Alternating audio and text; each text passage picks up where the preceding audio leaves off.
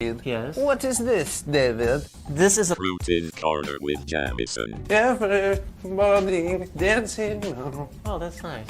Hello and welcome back to the Schooner Pod. I'm your host, Bobby Howard. With me, we got Jameson, we got Ty, and we have a lot of Cruden to talk about.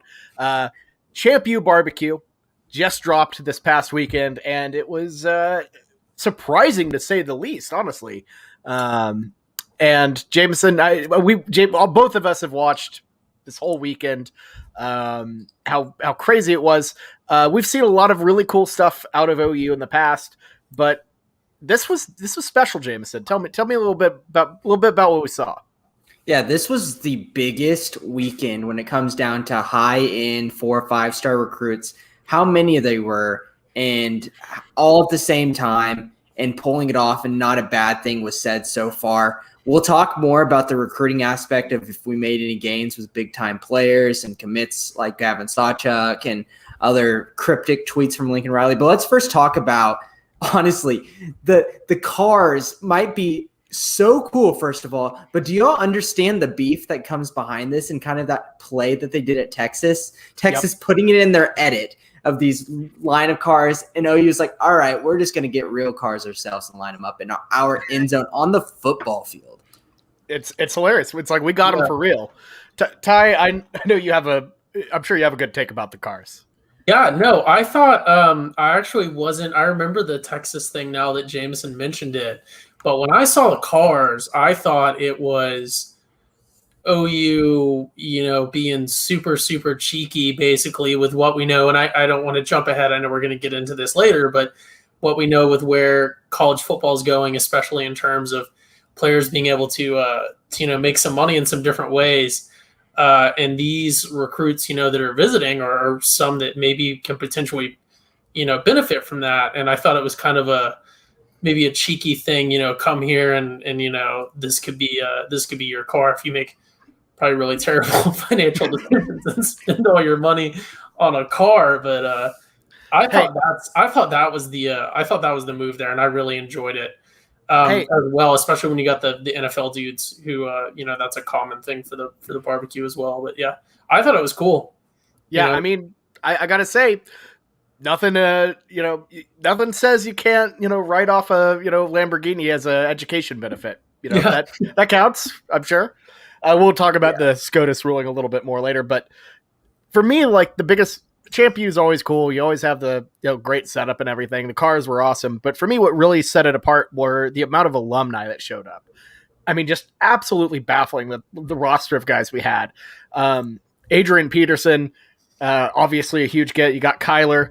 You got Sam Bradford, who came out of nowhere, which is just wild to see him back on campus, which is just crazy.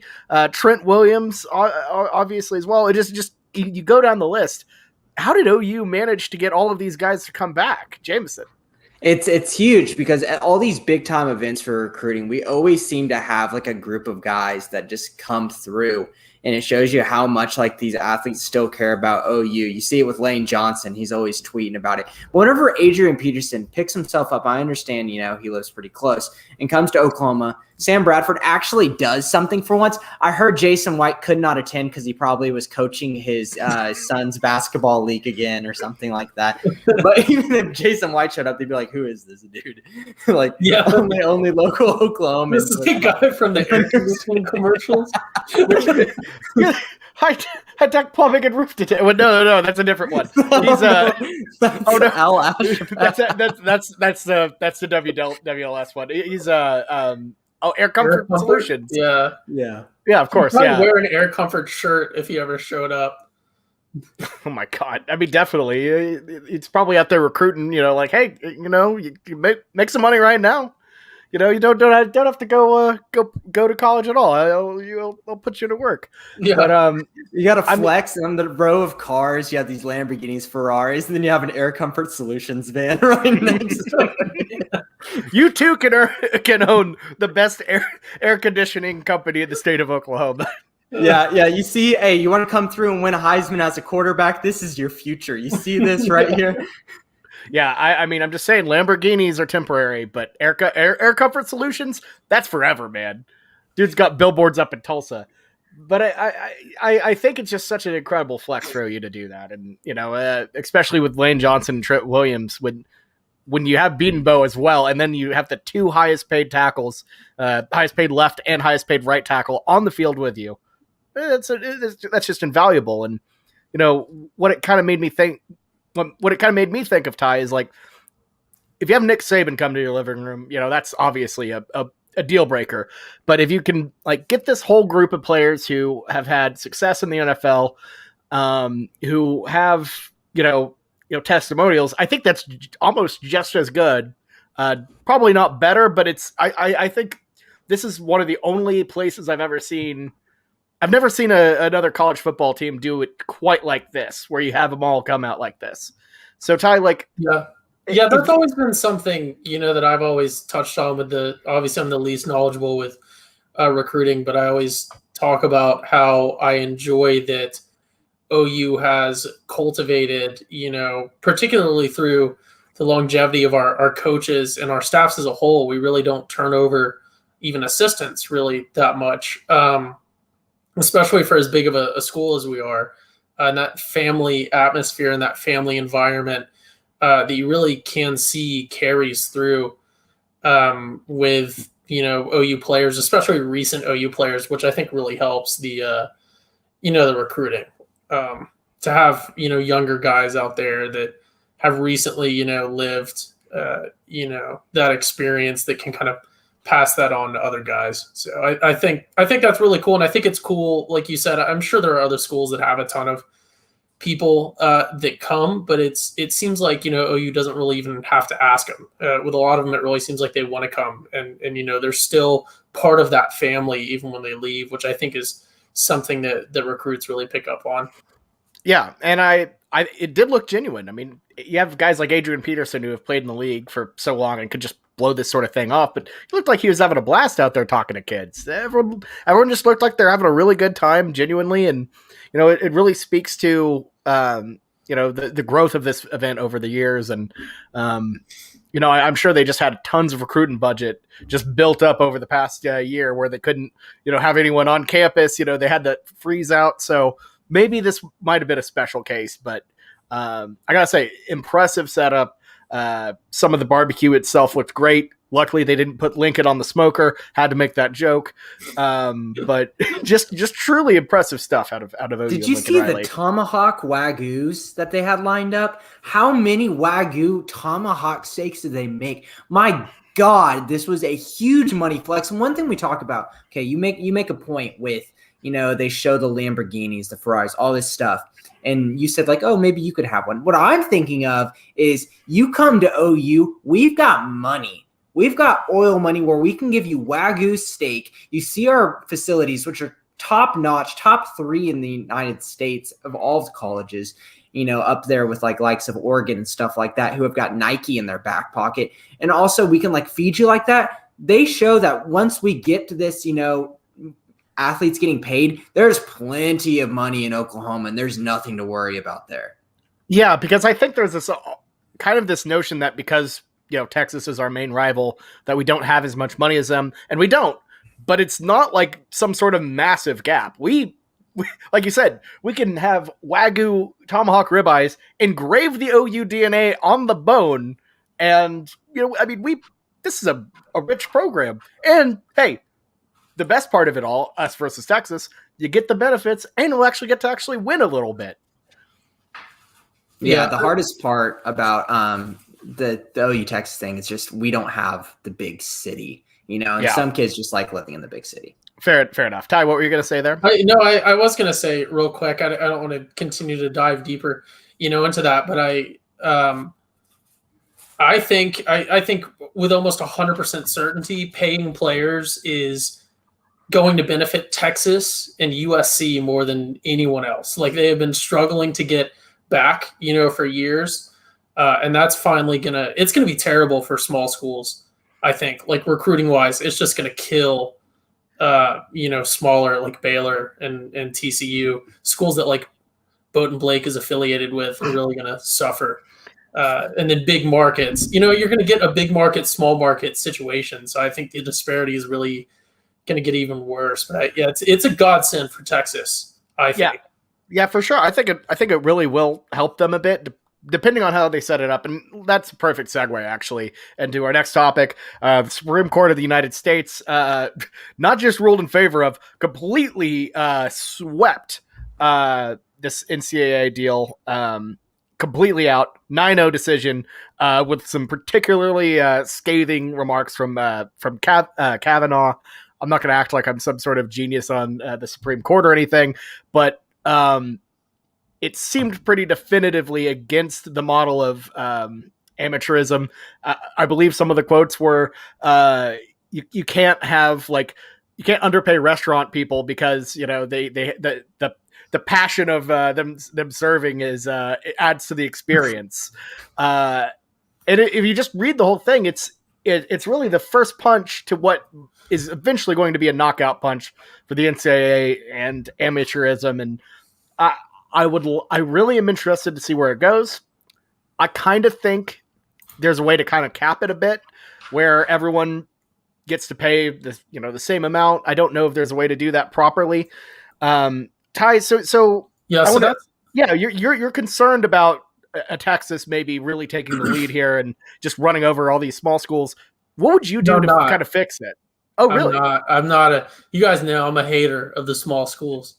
There you go. I just want blue chips. We don't need to expand the playoffs. Keep the blue chip teams. That's all we need. That's all I care about watching. Dismantle the Big 12. Give me a Super League.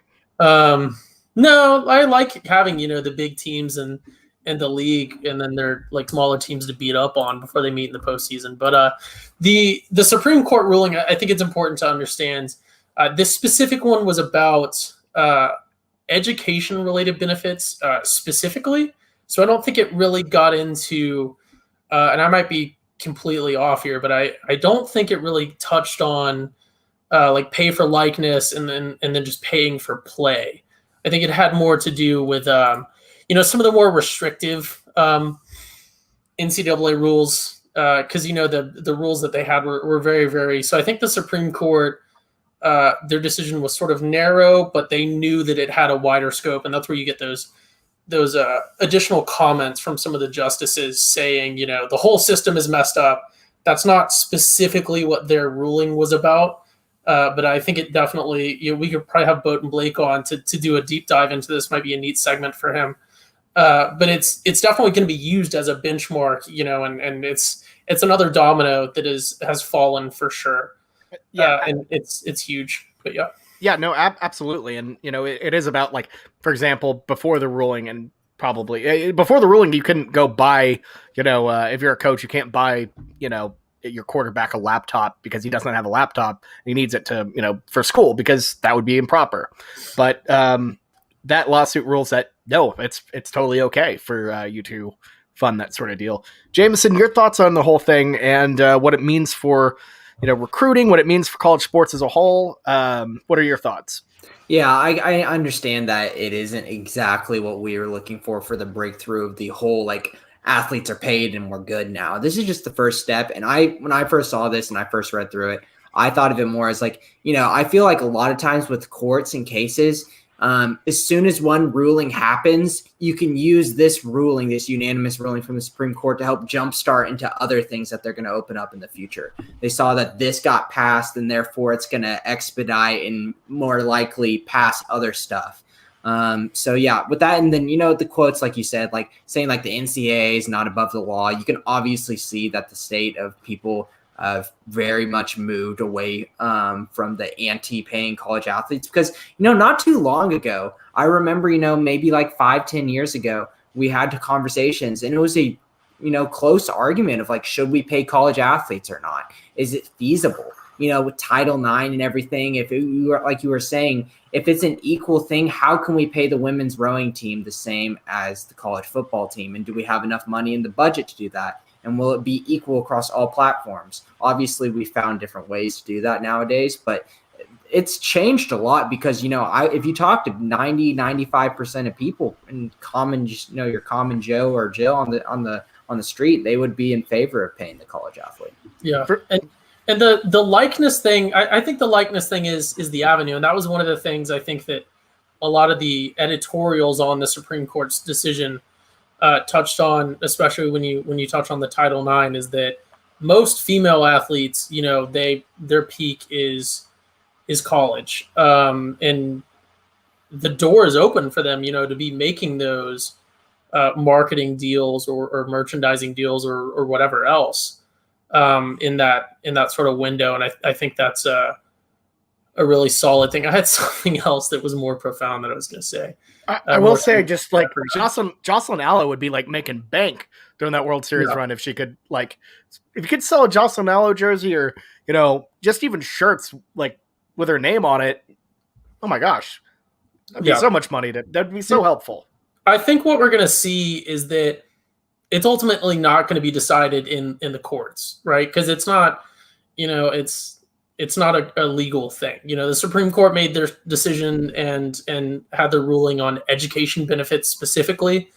And then, we understand that California went out of its way, to have their ruling. But I think at this point, with those two sort of big dominoes falling, things are going to have to change. People are going to see, it could be solved in the courts, but like the NCAA is going to look at it and go, okay, this is going to happen either way. We need to get on top of this now, so that we come out on the right side, because they're going to look out for their own best interests, like they always have been. Yeah, that's true. Evolve or die, essentially, because that's how it is. I mean, you can go back. The NCAA has been rigid forever, and it takes a lawsuit like this to really break it open.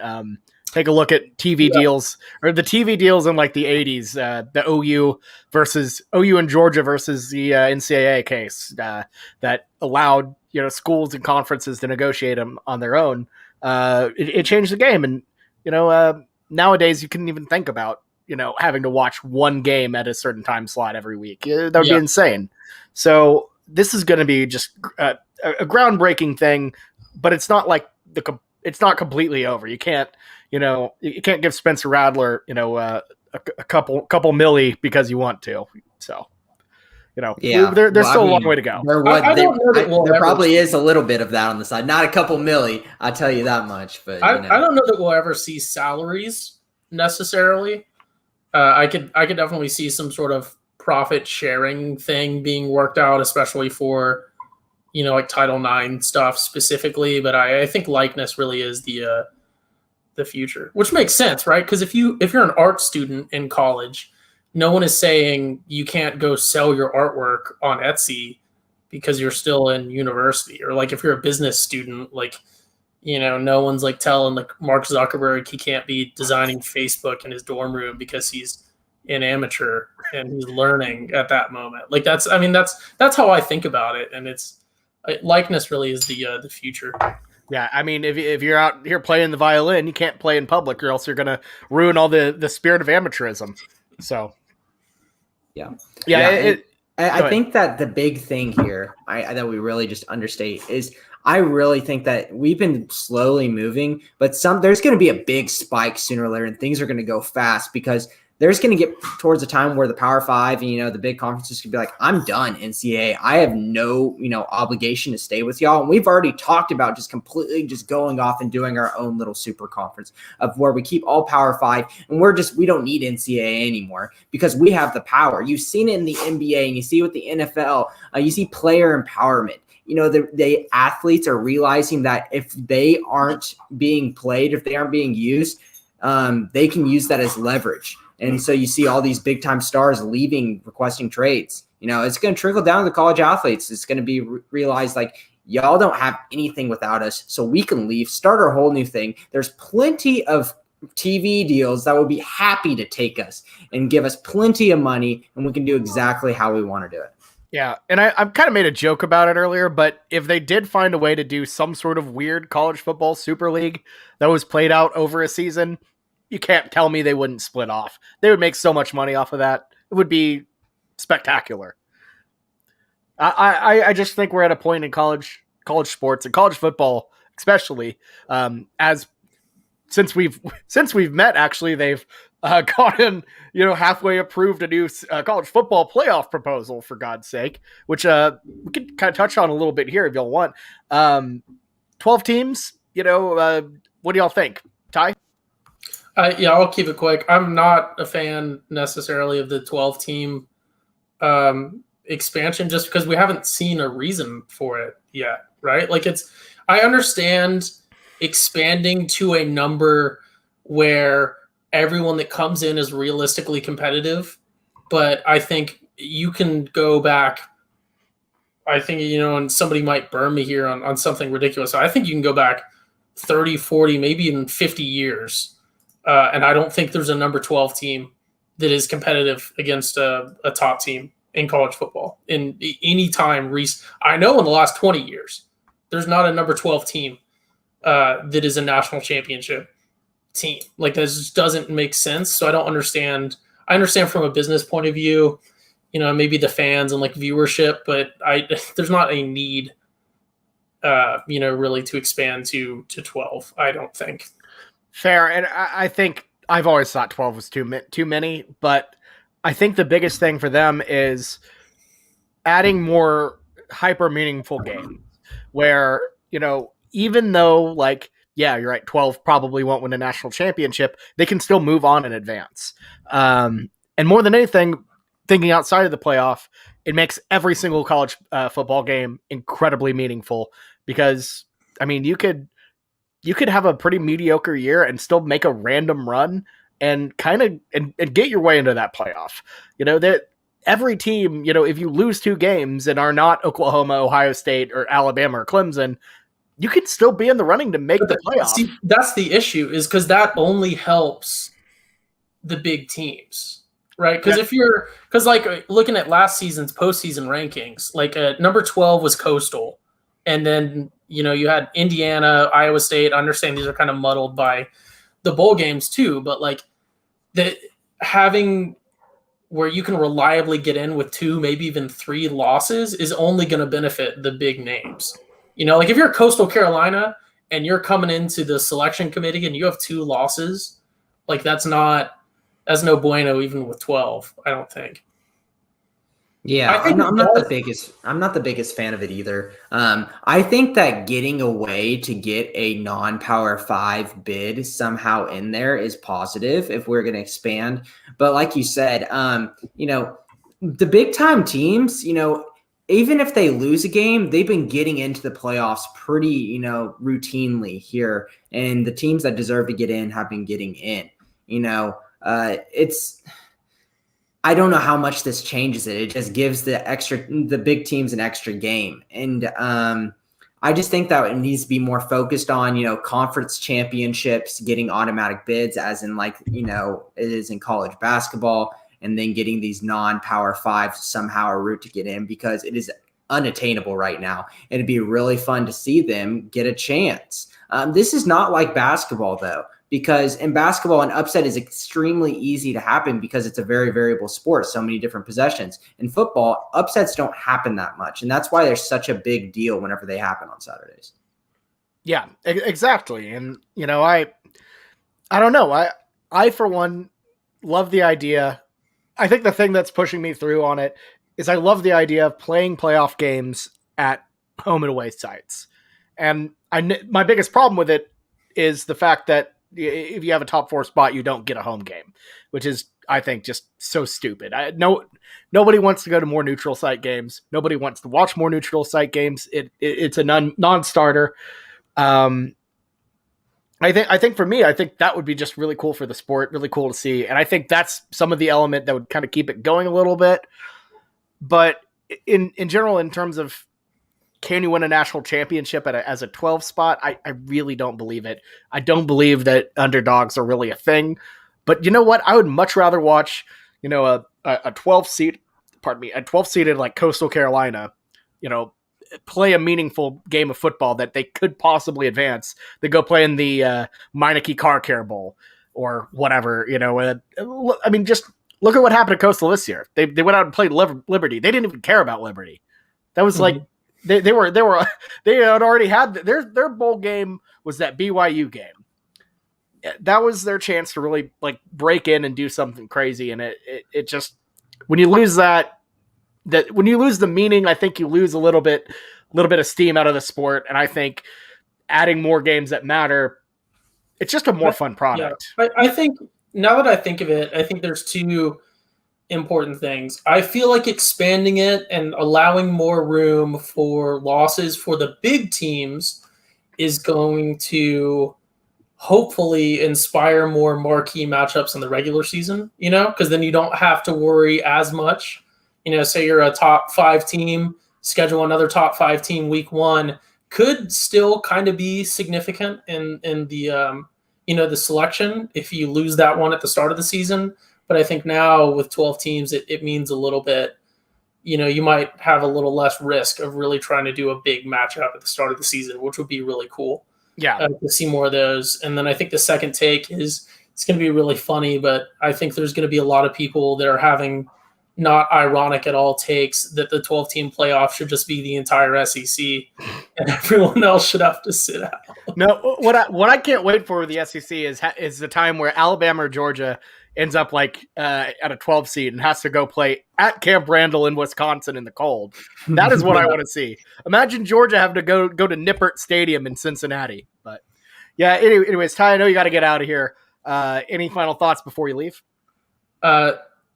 Nope. I think we kind of covered it. So I'll be looking forward to listening to the rest of this in the car tomorrow. But thanks for having me, guys. Cool. Absolutely. Sorry if I'm kicking you out, but I knew you had a time crunch. I got stuff to do. Awesome. Catch you around, Ty. Thanks for coming on.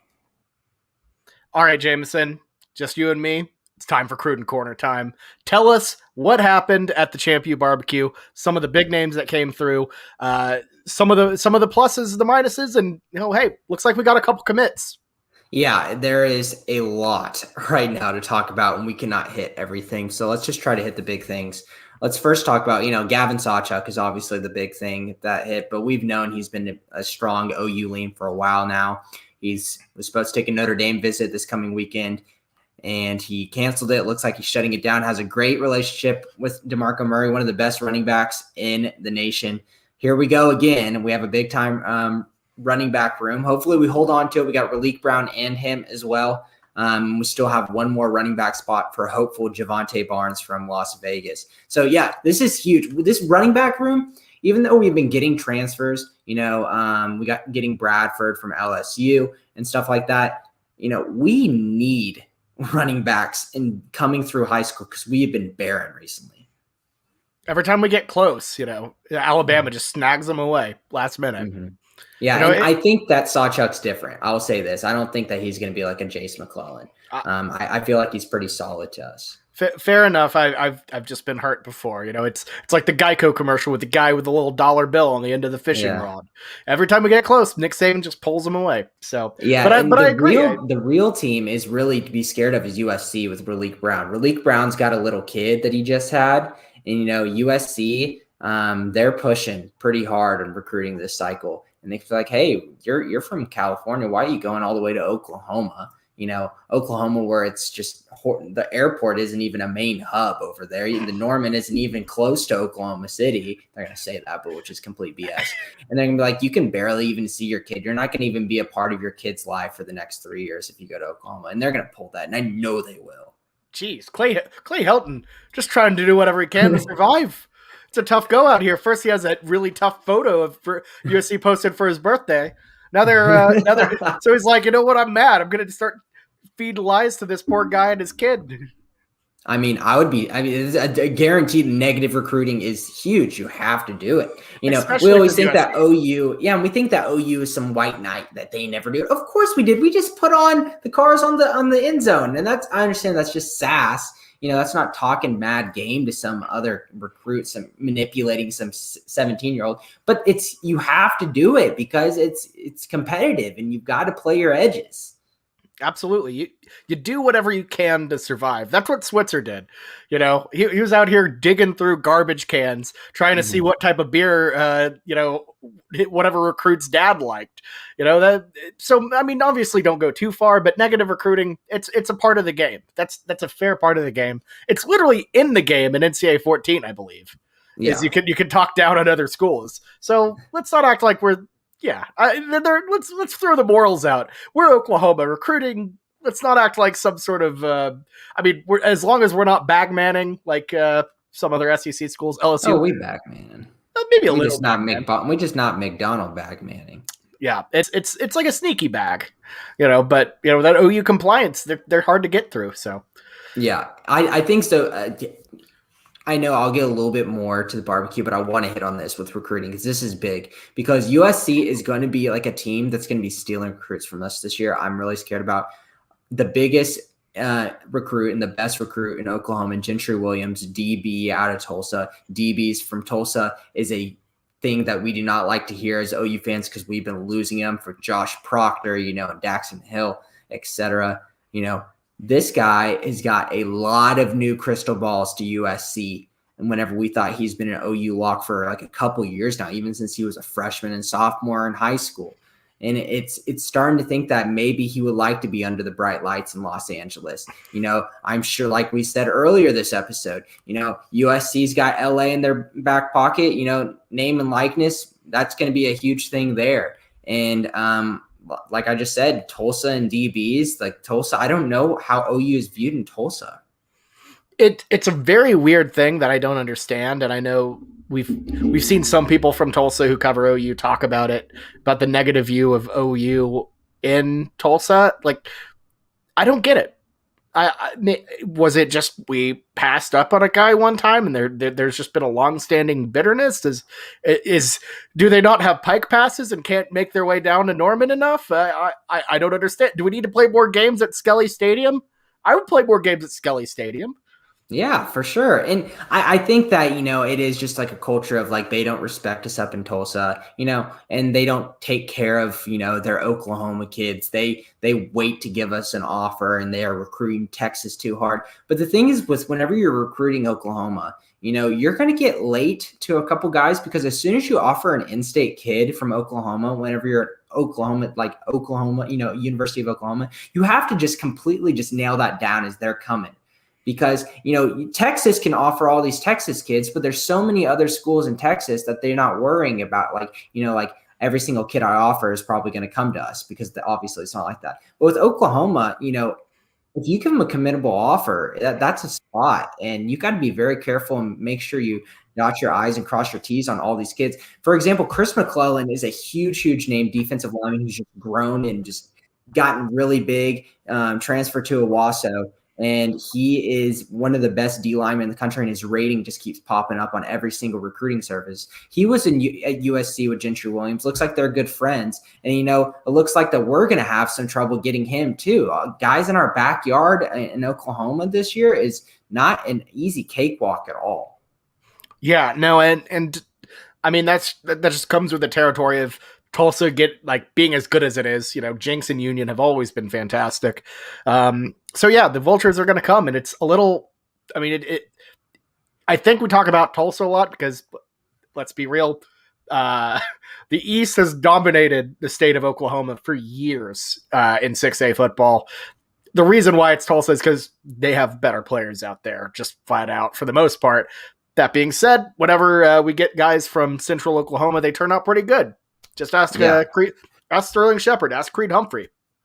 Yeah, for sure. And so I think that's really, we can talk all day about recruiting. We haven't really hit that much, but let's just hit a little bit with barbecue. I'm just going to run through this long list and just a couple of the players that I think are just noteworthy just to take a note on. And I'm just going to keep going.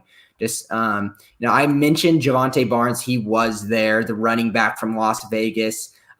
He was at the recruitment visit with Sawchuk and with Raleek Brown. All three running backs were there together, and they are completely down to play together. There's been made connections of like Joe Mixon, Samaje Perine with him, that kind of combo.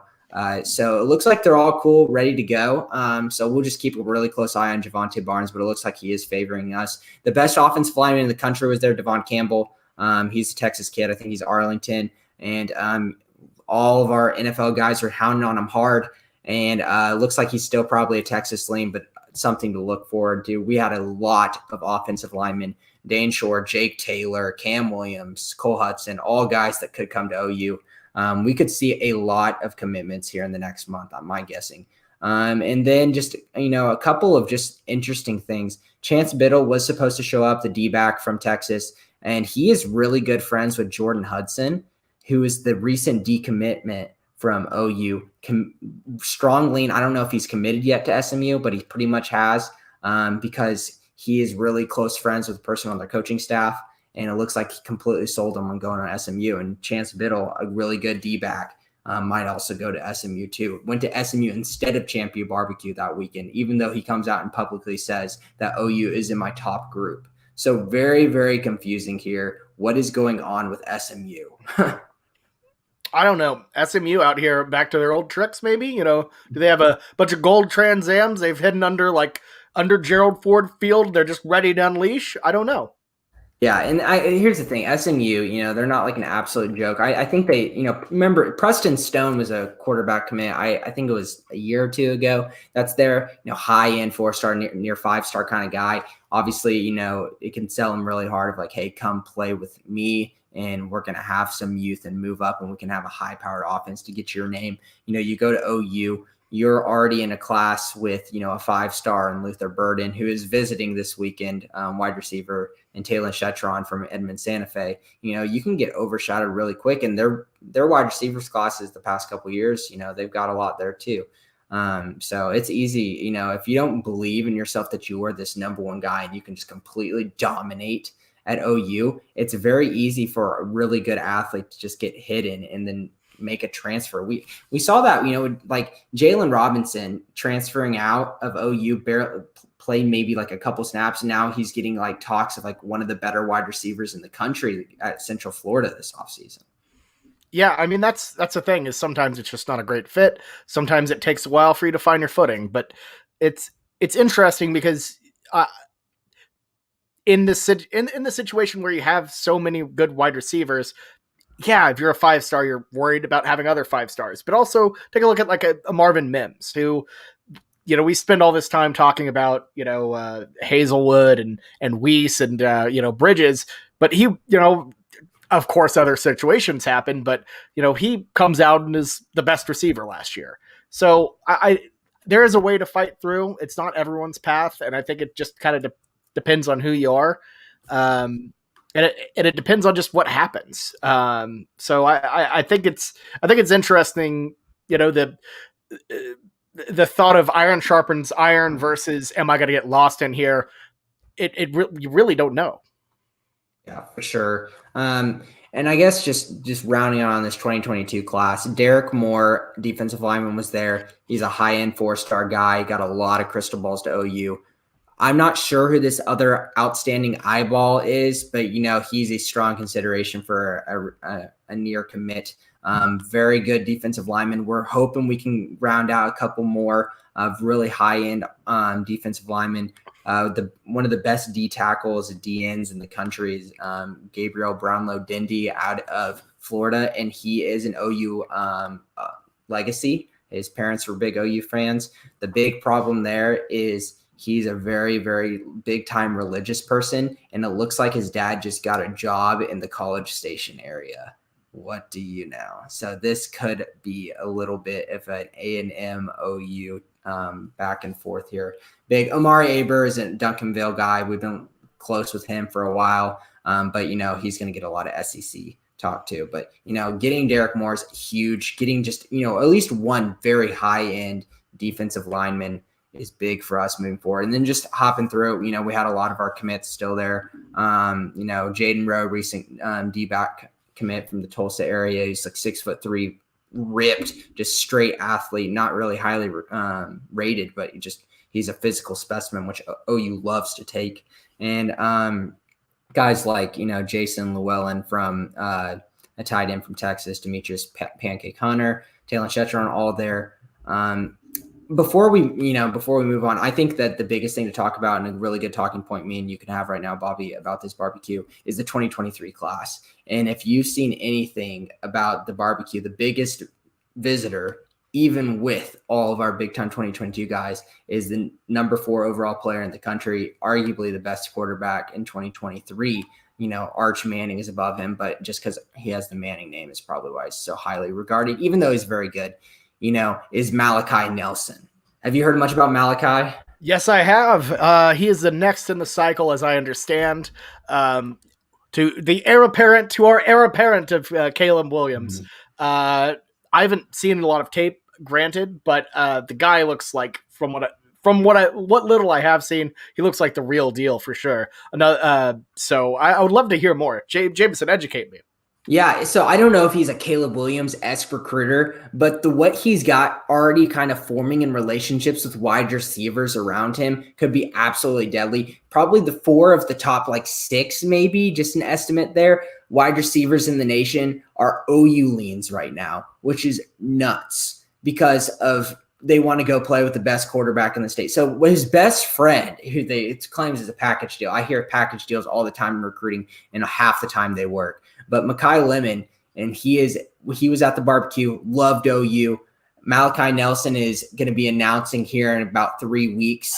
Will Mekhi Lemon come after? That's another 5-star wide receiver. Brandon Ennis, the best wide receiver in the country. This stellar route running, just his tape, he just gets the ball in his hands, even though he's not that fast. He's like a Keenan Allen type. He just gets the ball and he goes. He's thinking about OU, and he's sent some cryptic tweets recently about things have changed. And Lincoln Riley just posted, we're recording this as of Thursday night, saying that OU had a really good day today, and there's no eyeballs, but that was right after he liked a Brandon Ennis tweet. So this might be a 2023 blow up.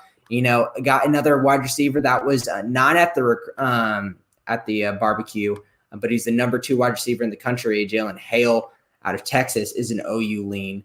That's 3 wide receivers right there. And then we got one more, Trayon Webb, also OU lean, who's an athlete, just really good player as well. 4 wide receivers, 4 of the best wide receivers in the country. Malachi Nelson's already kind of getting his crew together. This 2023 class could be kind of scary. Yeah, my favorite already is Malachi Lemon, just because I love the name. If I said that wrong, please let me know. Mekhi Lemon. Yes. Thank you. I mixed Malachi and Mekhi too close together, but I'm just saying Mekhi Lemon. That is a great name. I want that guy. Just imagine the OUPA announcer, saying Mekhi Lemon right after a big play. It'd be electric. Make you pucker up. Yeah, for sure. And so his 247 evaluation, his comparison is to Robert Woods, so that is, if you get in a guy like Robert Woods with that skill set into an OU, that's the kind of guy you want. A guy can go out and get possession wide receiver, can get a lot of catches in a little time and also be a deep threat. That's the all around wide receiver. He's not your 6'4" crazy, Julio Jones, but it's just another guy who gets the ball in the end zone. So, yes, if we can get Malachi and Mekhi together, that'd be crazy. But Malachi should be the head of OU 2023 here in about 3 weeks. Well, he would be the perfect guy to lead this team for sure, it sounds like. And, Lincoln, he gets his man. And even when he doesn't get his man, he ends up getting the better man, as we saw with Caleb Williams and Brock Vandergriff. Ugh. Yeah, that was a blessing in disguise. Just think about this recruiting class that was happening in 2021. How much we got bailed out. We missed. We whiffed on a lot of things at the end, and it really hurt. But if we wouldn't have had Caleb Williams, reeling in a lot of those big-time recruits that we wouldn't have gotten, like a Kelvin Gilliam, defensive lineman out of, Virginia. This class could have been really, really ugly without him. Yeah, and it's crazy how that works because we were bummed out, but it was still a really good class. It just could have been an insanely good class, but I'm good. This is better than what we had been having before Lincoln Riley came to town. We're progressing, and we're not Alabama yet, but you know what? We're getting pretty damn good to the kind of top 4 level recruiting classes. I believe we're 5th on one of the aggregates. It's still very early. We don't want to pull a Tennessee and stunt on anyone, but things are good. Yeah, for sure. So overall, ChampU Barbecue was really good success. A little nervous that you bring in close to 50 kids that are all high end, deserve all of the attention. Could you kind of, work where you give these guys and feel like that they're actually being looked at? Because, there are some recruits that we've been in on for a while who elected not to come and are coming in this weekend, like Luther Burden that we have right now. That is kind of concerning, but overall it looks like we, knocked it out of the park. And if they're eating Wagyu and taking pictures next to Bentleys and Rolls Royces, I mean, I don't think, and sitting next to the highest paid offensive linemen and Heisman quarterback winners and one of the best running backs of all time, I don't see anything that they can say bad. I'm just proud of Billy Sims for not doing anything weird. Oh man, we should have just had it. We should have. Oh, Billy Sims came through. Look at him. I'm gonna bring out my barbecue. Y'all don't need this Wagyu steak. Billy was probably slightly offended they didn't use his barbecue, but you didn't know he did good. I'm proud of OU's favorite uncle.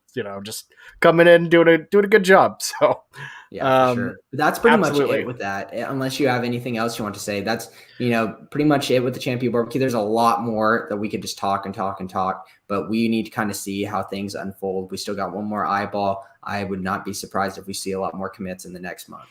Yeah, I mean, this is just the tip of the iceberg right now.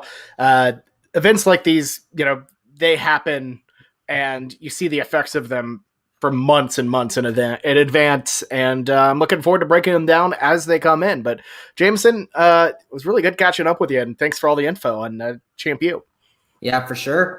Keep on tune with all of Lincoln Riley's tweets and hopefully we see some more. Yeah, for sure. Well, we'll be back at some to be determined time. We don't know. You never know with the Schooner pod. We like to keep you on your toes. So if something big comes up, we'll pop up and talk about it. But until then, hey, just keep having a good off season and Boomer Sooner.